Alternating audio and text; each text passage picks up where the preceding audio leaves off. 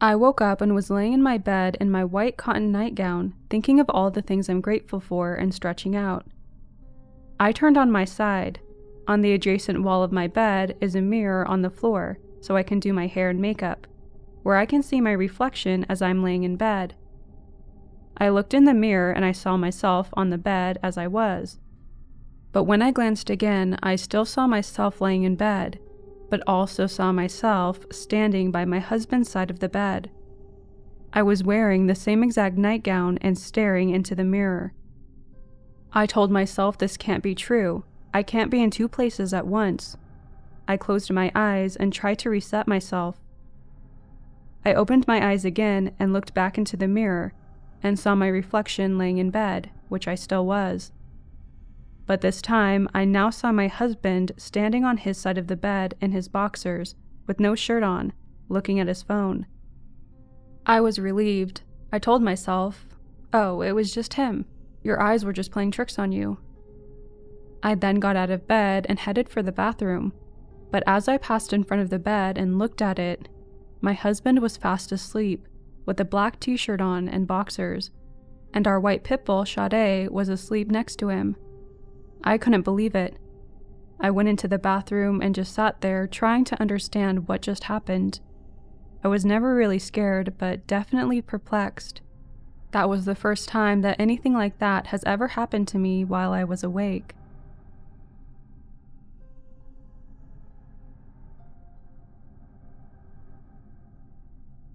Sometime in 1961 or 2, my family piled into our station wagon in Flagstaff, Arizona, and headed out for Burbank, California to visit my mom's sister and family.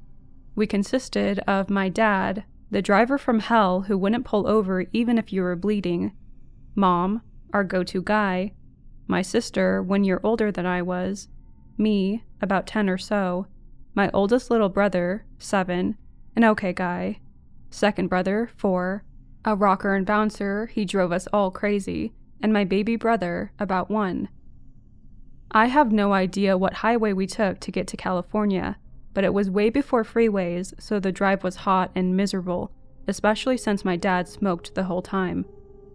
Just when I thought I couldn't take another minute of this fun, my mom said that she needed to use the restroom, so Dad said that he knew of a truck stop up ahead and we could stop. Before the truck stop, Mom saw a little cafe on the side of the road and said that she needed to stop now. We all piled out and went into this little log cabin-looking place, ready to eat, pee, and stretch our legs.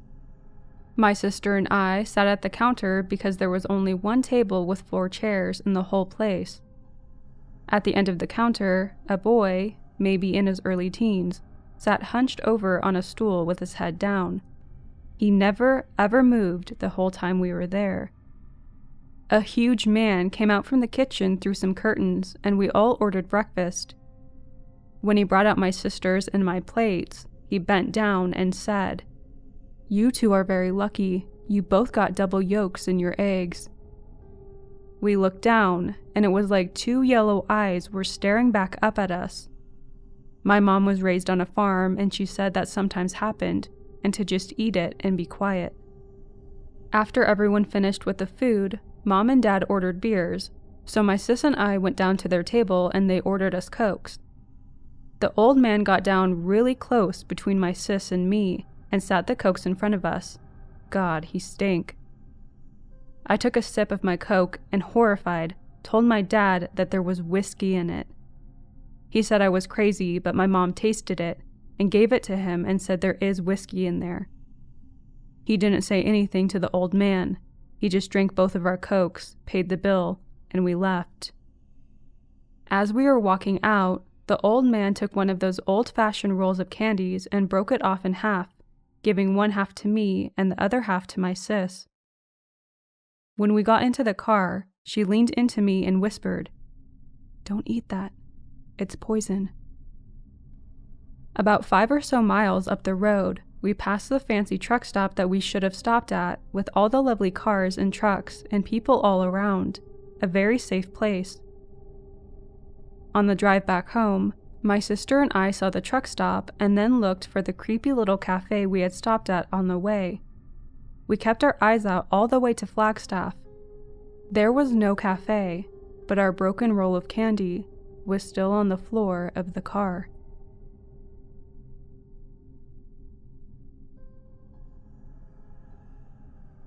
This happened about 20 years ago, and I still can't explain it.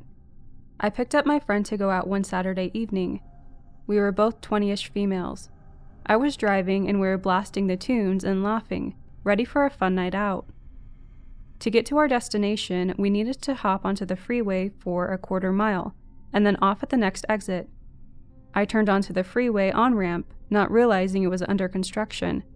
Like a dummy, not paying attention to the ramp closed sign. Suddenly my friend screamed, "Look out!" The road was just gone. We both screamed. In front of us was a great big construction hole. But the next thing either of us remember is being at our destination. There's no way we could have not crashed into the hole. We didn't even really talk about it until days later. It was like we both just forgot about it. I drove past the exact spot soon after, and it was in fact a giant hole. How are we here? Alive, not injured, car not scratched? And what happened to those 5 or 10 minutes before realizing we were going to crash and being at our destination?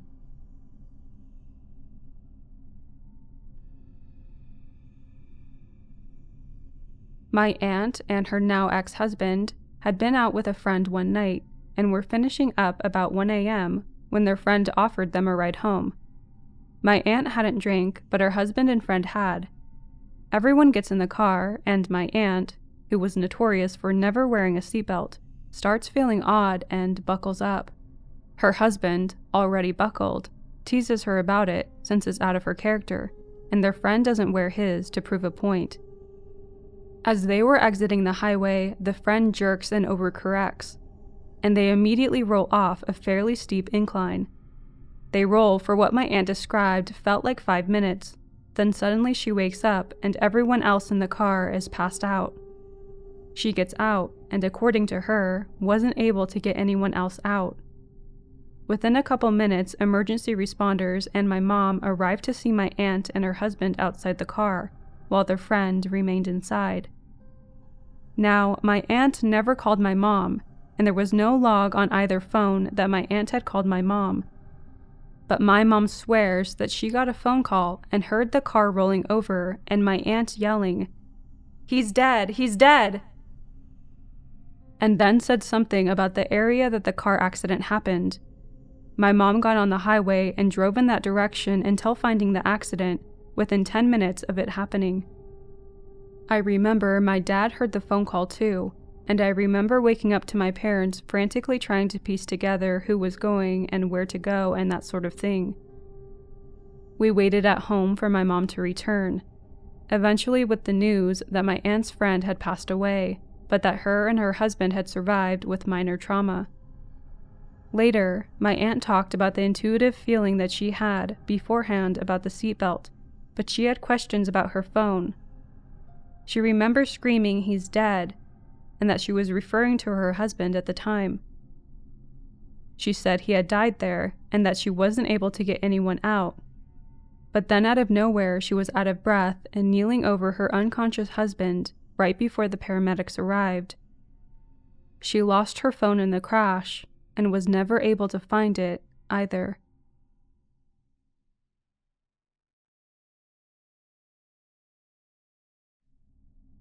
I'm in the military. My job goes towards the aviation field, and before we can do our job, we have to go to school for it first. I was in a temporary military base for school. I've heard the ideas that we live in a simulation, or some sort of matrix and whatnot, but I find that way too crazy to believe, until I had an encounter in this area. Since we were in school, we weren't allowed to drive at all, so our class and myself didn't have any transportation anywhere, like the store or barbershop on base, which was about a 12-minute drive from our barracks to there. However, there are buses that transport you to places such as medical, store, school, etc., so I always had to take the bus to go anywhere. I liked it though because it was always on schedule, and every time I was on the bus, I would just look at the helicopters, airplanes, and jets. School schedule was normal, and it was from Monday through Friday, and we had the weekends off. Every Monday, though, we had to show up to school with fresh haircuts, so that meant we had to go to the barber shop to get haircuts on Sunday. The barber shop was next to the store in base. The first bus would leave at 9 a.m. on Sundays, and that was the bus I would get on. So I'm going about my day, looking at the sky, and I remember it being 9:05 a.m. on the spot, when suddenly there was an American airline plane that just stood still, not moving. Like it was just in the sky, not moving. I was by myself, so nobody else saw it. It lasted about 2 minutes and then started flying normally again. When I got back to the barracks, I told my class, and they called me a liar, and told me the reason I made this up was because I wanted them to wake up early on Sunday. I brushed it off and came to the conclusion that it was just the angles that I saw it, and it made it look like it was hovering or not moving. Anyway, I totally forgot about it and went on my normal week, looking at the planes on the bus and nothing out of the ordinary. The next Sunday was here, and I was about to get on the bus to get a haircut, when one of my classmates came with me and told me that he wanted to see if it was true what I said that previous Sunday. We got on the bus and started looking outside to see if we could catch it. Sure enough, the time was 9:05 a.m., and the exact same spot where I saw the plane not move, I saw it again, and so did my classmate. This time there were 2 regular commercial airline airplanes. They were flying normally at that specific spot, and when 9:05 a.m. hit, they stopped moving, just stood there. My classmate and I found it weird because planes don't just do that. They don't just hover. Only helicopters and this recently new jet can do that. But this was a normal commercial airline plane that's not associated with the military at all. After our haircut trip, we got back to the barracks, and this time me and my classmate tried to explain this to the rest of our class. But of course, they don't believe us once again. After that, the rest of my 3 months there, my classmate and I would get on the bus Sunday morning at 9 a.m. to get a haircut and look into the sky. And at that certain spot at 9:05, we would see any plane that passed through just freeze and not move for the next 2 minutes or so. Then it would start moving normally again. It was actually a beautiful phenomena, in my opinion, but it was also crazy. I am convinced after the encounters that I think we live in the Matrix or a simulation or something like that, and that this was an actual glitch in the world we live in, and that maybe the theory isn't so crazy after all. I don't know if that glitch is still there today, or if it was ever fixed by whoever is out there.